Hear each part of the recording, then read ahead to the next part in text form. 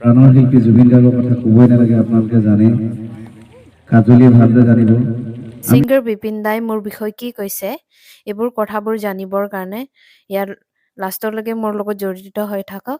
এইবোৰ দৃশ্যটো মই দিনৰটো আপোনালোকক দেখাই দিব খুজিছোঁ, এইভাৱে দেখাইছোঁ। ইয়াত মই ৰাতি উপস্থিত আছিলোঁ আৰু ৰাতিত কি হৈছে কি হোৱা নাই এইখিনি চাবৰ কাৰণে মোৰ লগত লাষ্টলৈকে জড়িত হৈ থাকক। আৰু ছিংগাৰ ৰাজীৱ খুদিয়াৰ গণজাগৰণ দিৱসত মই উপস্থিত আছিলোঁ আৰু লাষ্টলৈকে কি হৈছে কি হোৱা নাই এইকেইটা চাই থাকিব, ইয়াত মই দেখাই দিছোঁ।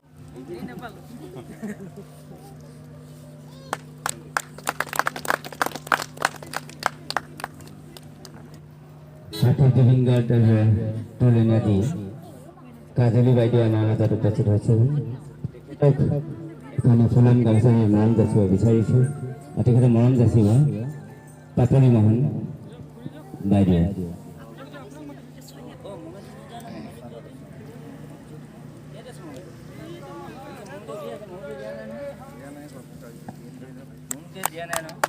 আৰু লগতে এটি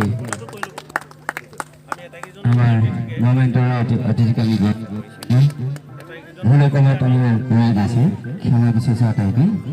এটি মমেন্ট প্ৰদান কৰিবলৈ মই অনুৰোধ জনাইছোঁ। মৰম যাচিব কুন্তলা বাইদেউ আছে নেকি? আমাৰ গীটাৰ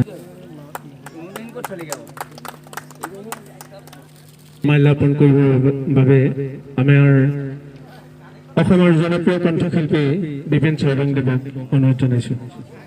আৰু তেখেতক সহযোগিতা আগবঢ়াব আমাৰ এজন অন্যতম উদ্যোক্তা কুশল মোহন দেৱে।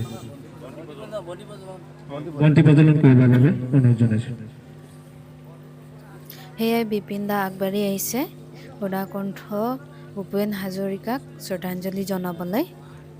আৰু আপোনালোকে জানাই বিপিন দাই কিমান কাম কৰিছে জুবিন পাপাৰ লগত। বিপিন দাৰ নিচিনা মহান এটা শিল্পীক লগ পাব পাইছোঁ মই ইয়াত আহি। আৰু ইমান ধুনীয়াকৈ মানে ভূপেন হাজৰিকাক শ্ৰদ্ধাঞ্জলি জনাইছে। ইয়াৰ পিছতে অসমৰ হাৰ্টথ্ৰব জুবিন গাৰ্গদেৱৰ প্ৰতিমূৰ্তিত মাল্যাৰ্পণ কৰিবৰ বাবে আমি অনুৰোধ জনাইছোঁ তেখেতৰ তুলনীয়া কন্যা কাজলী বাইদেউ। আৰু তেখেতক আগবঢ়াই আনিবৰ বাবে মই কুশল মোহন দেৱক অনুৰোধ জনাইছোঁ। পাপাক শ্ৰদ্ধাঞ্জলি জনাবলৈ মই আগবাঢ়ি আহিছোঁ। লগতে জীৱনত এটা কথা কৈ দিব খুজিছোঁ চবকে যে জীৱনত মই কাৰো ওচৰত মোৰ দোৱা নাই, আজি প্ৰথমবাৰৰ বাবে নিজে মনে প্ৰাণে দি মানে ওলাইছে পাপাৰ ওচৰত মোৰ ধোৱাবলৈ। আৰু মই মোৰ ধোৱাইছোঁ, পাপাক আশীৰ্বাদ দিছোঁ। পাপাৰ আশীৰ্বাদটো সদায় মোৰ লগত আছেই। আৰু লগতে ইয়াত যিমান মানুহে উপস্থিত আছে ইহঁতকো আশীৰ্বাদ দিছোঁ, ইহঁতে ভালে থাকক, পাপাক ভাল পোৱা মানুহবিলাক ভালেই থাকক, আৰু মোকো মৰম দিয়াবিলাক ভালে থাকক, আৰু চবেই ভালে থাকক বুলি আশীৰ্বাদ যাচিছোঁ। আৰু বহুত ভাল লাগিলে, অনুভৱটো বহুত ভাল লাগিল, কাৰণ সেইটো মোৰ প্ৰথম এনেকুৱা পৰিৱেশ পাইছোঁ য'ত মই আৰু চবকে ধন্যবাদ জ্ঞাপন কৰিছোঁ আকৌ একবাৰ।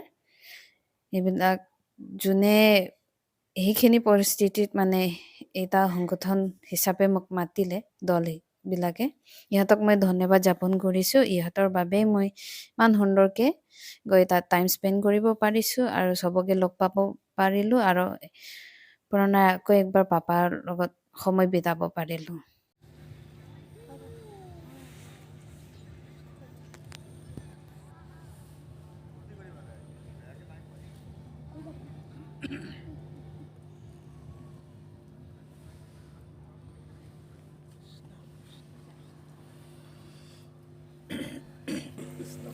তেখেতৰ লগত সহযোগ কৰিব আমাৰ সত্যজিৎ সন্মুখদেৱে।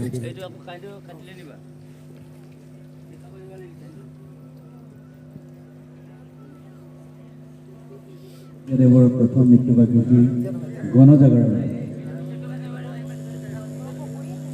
এই অনুষ্ঠানটিলৈ অহা আমাৰ অতিকে শ্ৰদ্ধাৰ ৰাজীৱ ভৰিয়াদেৱৰ প্ৰতিচ্ছবি অতুল চুতীয়া ছাৰ, আৰু লগতে প্ৰাণৰ শিল্পী জুবিন গাৰ্গৰ এগছি বন্তিৰে চিৰশান্তি কামনা কৰিছিলে। প্ৰাণৰ শিল্পী জুবিন গাৰ্গৰে তুলনীয় জীয়াৰী কাজলী ভণ্টিয়ে আৰু লগতে ইয়াত উপস্থিত থকা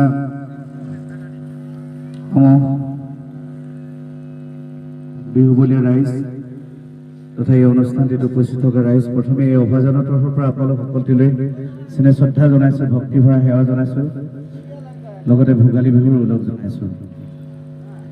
আজি 25 চনটো আচলতে আমাৰ কাৰণে বহুত বেয়া চন আছিলে আচলতে, যিটো আমি কল্পনা কৰিব পৰা নাছিলোঁ, এনেকুৱা এটা বিচৰা নাছিলোঁ।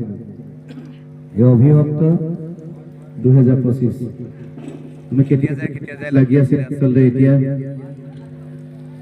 2025 চনটো গুচি গ'ল, 26 চন আহিলে আমি আশা কৰিছোঁ 26 চনটোৱে আমাৰ অসমলৈ ভাল দিন কঢ়িয়াই আনক, তাকে আশা কৰিছোঁ। আৰু খুব বেয়া লগা এটা অনুষ্ঠান আচলতে, কালি মই এটা প্ৰগ্ৰাম কৰিবলৈ গৈছিলোঁ, জুবিন গাৰ্গে আমাৰ ৰাজীৱ শইকীয়া যিখন মঞ্চত তেওঁ চিৰ বিদায় মাগিছিলে, সেইখন মঞ্চত মই কালি গীত গাবলৈ গৈছিলোঁ। ফিলবাৰী ডুমডুমা ফিলবাৰী, গতিকে খুব বেয়া লাগিছিলে কালি সেইখন মঞ্চতে সি প্ৰাণ ত্যাগ কৰিছিলে। তাত তেওঁ ভাল কৰিব নোৱাৰিলে, ঈশ্বৰে তেওঁৰ ওচৰলৈ লৈ গ'লগৈ। আমাৰ মাজত সেইদিনাই তেওঁ শেষ নিশ্বাস ত্যাগ কৰিছিলে। তাৰপিছত খুব নলগলে লগা আমি যিকোনো এটা, আজি যদি আমি এটা বিহু পাতিছোঁ, কিন্তু আমাৰ ৰাজীৱ মোৰ ওচৰত থাকিলে হ'লে আমি নহ'লে তাৰ ওচৰলৈ যাওঁ, সি নহ'লে মোৰ ওচৰলৈ আহে, এনেকুৱা ধৰণৰ হয়। আমি সদায় একেলগে নাথাকোঁ ৰাজীৱ, কিন্তু আজি তেওঁৰ এনেকুৱা এটা দিন পাৰ কৰিছোঁ। কিন্তু ভাল লাগিছে, গণজাগৰণ দিৱস হিচাপে এই দিনটোক ৰাইজে মানি লৈছে, ৰাইজে নাম দিছে গণজাগৰণ দিৱস। প্ৰাণৰ শিল্পী জুবিন গাৰ্গৰ কথা ক'বই নালাগে, আপোনালোকে জানে, কাজলীয়ে ভালদৰে জানিব, আমিও জানিছোঁ। মোৰ বহুত গীত, শ গীত তেখেতে গালে, বহুত গীত গালে, মই লিখা গীতবিলাক আপোনালোকে জানে। বাতি ভৰাই চিয়াখৰিৰ পৰা মৰিলংলৈকে গোটেই গীতখিনি মই যিমান লিখিছিলোঁ চব জুবিন গাৰ্গে গাইছিলে। তেখেতৰ সান্নিধ্য পাইছিলোঁ, আৰু সেই সান্নিধ্য পোৱাসকলে গম পায় জুবিন গাৰ্গ আচলতে কি মানুহ আছিলে। আমি বিভিন্ন জেগাত জুবিন গাৰ্গৰ সমালোচনা শুনো, জুবিন গাৰ্গে এনেকুৱা মদ খায়, এনেকৈ গান গায়, এনেকুৱা কথা কয়, কিন্তু নহয়। প্ৰত্যেকটো কথাৰ আঁৰত কিন্তু জুবিন গাৰ্গৰ এটা কাৰণ আছে, কাৰণ থাকে। তেওঁ কেতিয়াও এটা বেয়া কাম নকৰে। আমাৰ সৰ্বসাধাৰণ মানুহতকৈ জুবিন গাৰ্গৰ এই মূৰটো বহুত ওপৰত। তেওঁক আমি আৰু সৰ্বসাধাৰণ মানুহ বুলি ধৰিবই নোৱাৰোঁ আচলতে।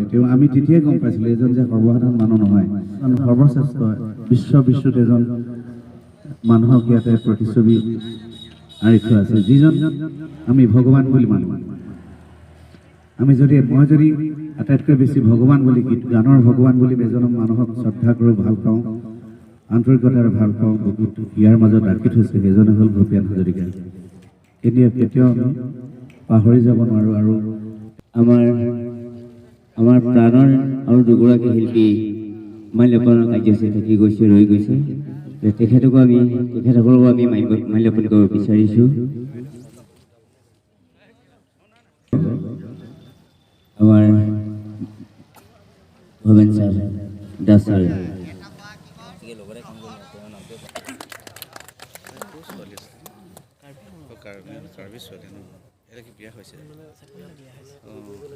পাবগৈ নাই পিছত এনেই কিবা এটা কৈ দিয়ক, আমি মিলাই পেলাম।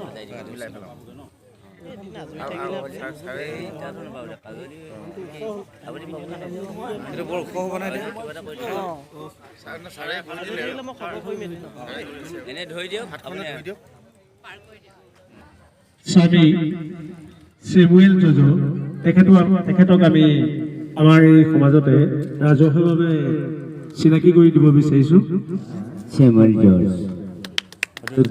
কাৰ্বিআংলঙৰ পৰা আহি আমাৰ অনুষ্ঠানৰ সাফল্যমণ্ডিত ইয়াত মই বহি চাহ পানী খাই আছোঁ, লগতে বৰ্তা আছে আৰু এইফালে বহুত ডাঙৰ ডাঙৰ মানুহবিলাক ওচৰত বহি ইহঁতৰ লগত কথা বতৰা পাতি বহুত ভাল লাগিলে। আৰু লগতে বৌহঁতে মানে ইফালে খানা চানা বনোৱা মেলাবিলাক হৈছে।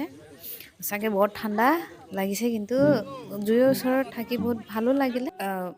ৰাজীৱ খদিয়াৰ মেমৰিয়েল কাৰণে সৰু সৰু ল'ৰা ছোৱালীবিলাকে গান গাইছে, বৰ ধুনীয়াকৈ গান গাইছে। সিহঁতৰ কণ্ঠবোৰো বহুত ভাল লাগিল।